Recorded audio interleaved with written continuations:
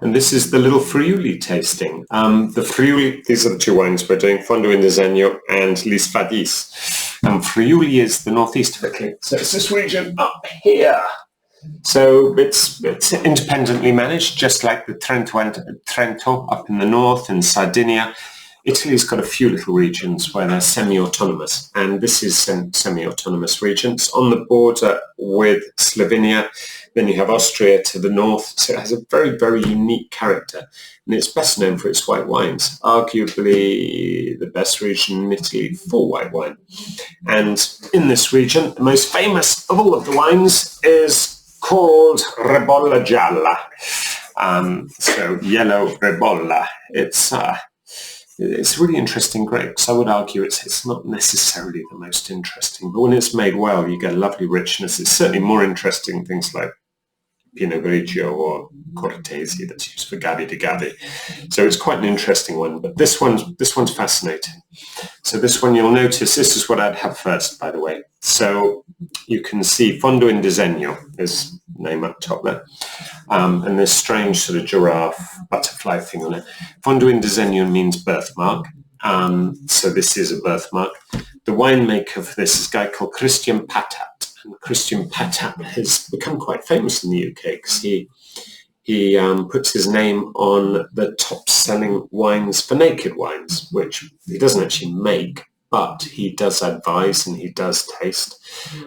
This wine he does make, and the idea behind the birthmark wines is he's renting very small vineyards which have something unique about them. He's working the rented vineyards himself and producing small batches of wine.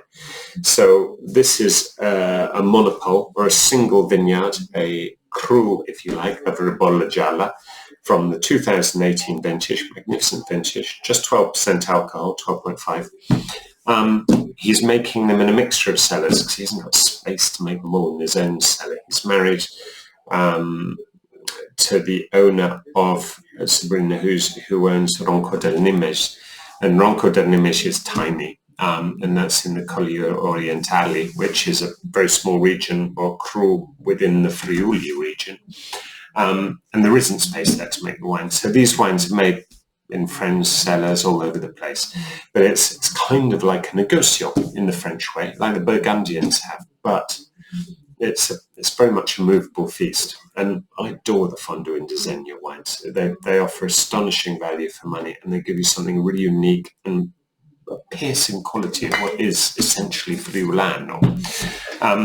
Fadis is entirely different. People who own Fadis, Vanilla Plosna, and we used to know Vanilla's sister years ago. We bought her wine from Plosna, and both sisters bought wine estates, but whereas Vanilla's estate was quite big, sort of medium-sized company in the Grave, her sister Vanilla bought what I'd call a dream estate. So, they've built the most. She's married to an ex-antique dealer, and they've just built the most amazing farmhouse. It's been fully renovated. It's an old barn. All of the vineyards have been rebuilt. They're all terraced. It's an amazing small estate where no expense has been spared. It has infinity pools, the cellars all underground. Everything is truly magnificent. They're aging the wine for 6 years before releasing it, up to 8 years before releasing it. So they're aiming for the very top. And Fadis just means the fairies. So it's called the fairies. All of their wines are named after a fairy. So this is Spilf. And the grape type is Friulano. But actually, as you can see from your notes, it's more than one clone of Friulano. And this estate has any number of different clones. So if you think of what I mean by a clone is, think of grape varieties like Merlot, Cabernet Sauvignon, Sauvignon Blanc, Chardonnay. In this case, the grape variety is Friulano. I put a few more notes on the paper for you. But then within the Friulano family, you have different clones, which gives slightly different character to the wine. So the object they're trying to produce here is a variety of clones to give you real texture, depth, expression, give you wines that are going to age over a very long period of time. So this wine is 2013. This is 8-year-old wine. And usually you wouldn't expect Friulano to just be coming into its own at 8 years old, but this is. It's an astonishing wine. Doesn't see any oak. Neither of these wines are aged in oak. Both made with inoculated yeasts, so both winemakers are after something very particular, actually, and they're both super bright winemakers, these guys. For me, these are magnificent examples of Friulano wine, which hope you really enjoy. Okay, that's it for this tasting. Hope to see you at the next one, or if this is the last one, maybe I won't. Bye.